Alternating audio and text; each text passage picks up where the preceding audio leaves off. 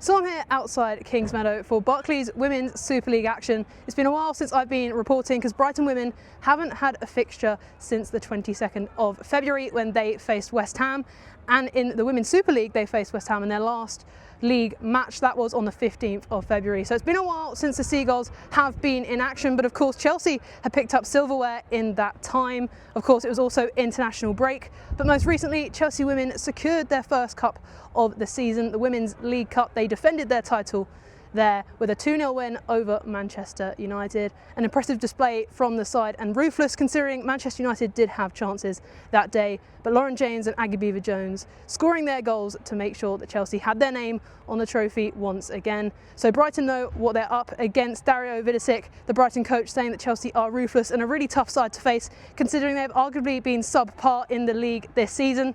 But their never say die attitude means most of these games, or every game really, is important for the points. Chelsea chasing Champions League and also chasing down Manchester City, who of course drew with Aston Villa last weekend. So a big game for the Blues here today.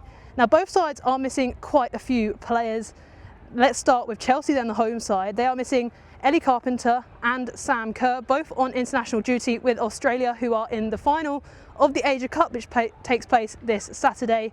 So big misses for them with their left back, and also striker Sam Kerr out injured, at the Asia Cup.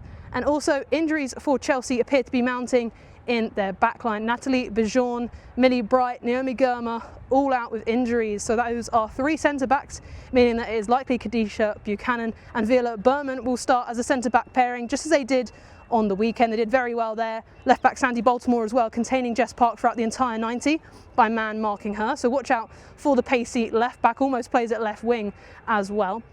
But for Brighton, they're also missing key players for this clash due to the Asia Cup. Their winger and taliswoman Kiko Seike, with 6 goals this season in the WSL, she is out at the Asia Cup for Japan, along with centre-back Mweka Minami and also right-back Charlie Rule. So I expect for those two that Caitlin Hayes comes in at centre-back and right-back Rachel McLaughlin will replace Charlie Rule. That's obviously my guess, especially because Brighton are thin for players. Dario Vidošić saying he wished he could call upon more.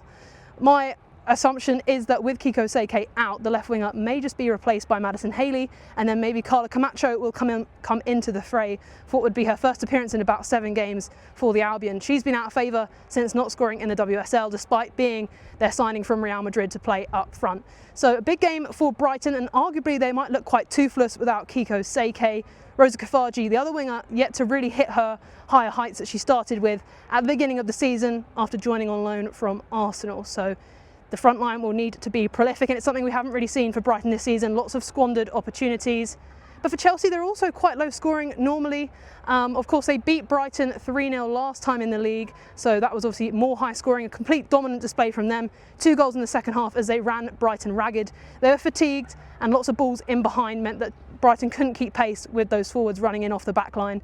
If it's a similar story here today, Brighton may just suffer yet another defeat. They're looking for their first victory in 3 league games. Chelsea looking to have their 3rd consecutive league victory after a 2-0 one over Spurs and also Liverpool. So Chelsea finding their form, Brighton desperate need of points to try and climb the table from where they sit in 7th currently. So as I say, a big game.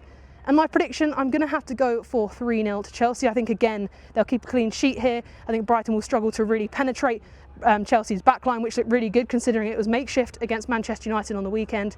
And for Chelsea, I believe the likes of Lauren James, Johanna Rytting-Kaneryd, who's played every league match for Chelsea this season, and maybe even Aggie Beever-Jones will want to be on the score sheet.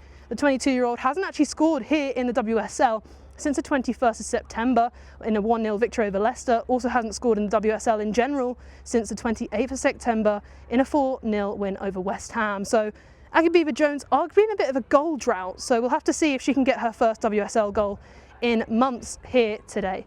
But as I say, my prediction 3-0, and it would be really impressive if Brighton could get some points on the board. Of course, it's one of the hardest trips away here at Kingsmeadow, so we'll have to see what's in store. All the Brighton fans, though, out here today cheering on their side, made the short trip up to London, as did I. And yeah, they were all cheering as the players got off the coach, which you can see behind me there. I'm going to make my way into Kingsmeadow and we'll see what this has in store. I'm on BBC Radio Sussex co-commentary today. So yeah, this vlog is basically what I do when I'm here reporting for BBC Radio Sussex. Chelsea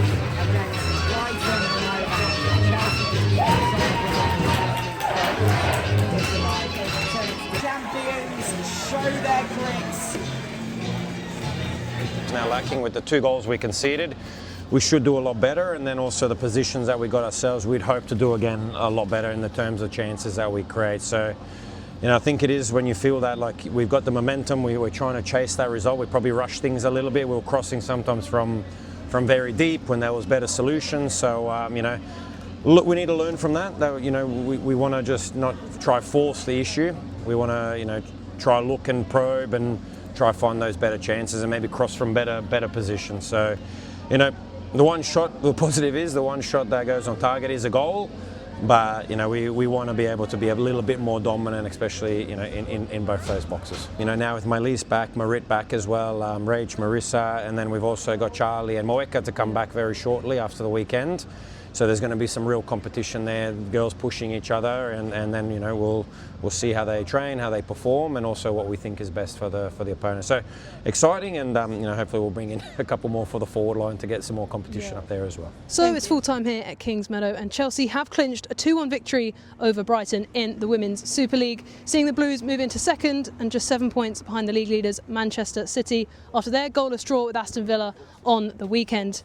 For Brighton, this disappointing result adds to the 18 meetings between these two sides, where Brighton have only won just once and suffered 3 draws against the Blues. So not much joy again for Brighton tonight, but that isn't the tale of the whole story. Brighton very much in the contest until the end, with consecutive corners threatening Chelsea late on, even goalkeeper Chiamaka Nnadozie among those in the box to try and head in a late Albion equaliser. So plenty of pressure on Chelsea at different points throughout this contest, but ultimately the quality really shining through.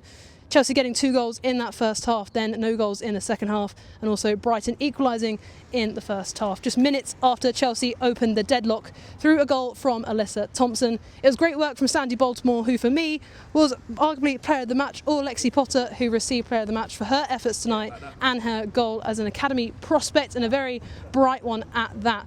But she was unbelievable on the wing, Baltimore, putting a pinpoint cross toward Alyssa Thompson, and despite her stature, she still managed to head in past the 2 Brighton centre-backs, Caitlin Hayes and Manuela Venegas. So that made it 1-0 in the 11th minute. Brighton responding in the 17th with a great goal from Carla Camacho. Long-range effort which deflected into the bottom right-hand corner, and considering Carla Camacho has struggled to score during her Albion career so far, that was her first goal in the WSL in probably about 10 appearances, she still was very impressive with that finish and shows what she can do when given the chance to drive forward, which she did regularly in the first half. Although she was taken off at half-time, which was a tactical change I found out from Dario Vidošić, and as you probably heard in that prior video, as he brought on Bex Rayner instead, a midfielder who kind of played as a centre-forward as well. But yeah, that made it 1-1, and then Chelsea restoring their lead in the 39th minute when it was Sandy Baltimore again who burst past Rachel McLaughlin, turned her inside out, and then put a cross into the box, which Aggie Beaver-Jones tried to backheel toward goal, but instead it fell to Lexi Potter to then stab into the net, the young academy prospect, with her first goal in just her 4th appearance for the club this season.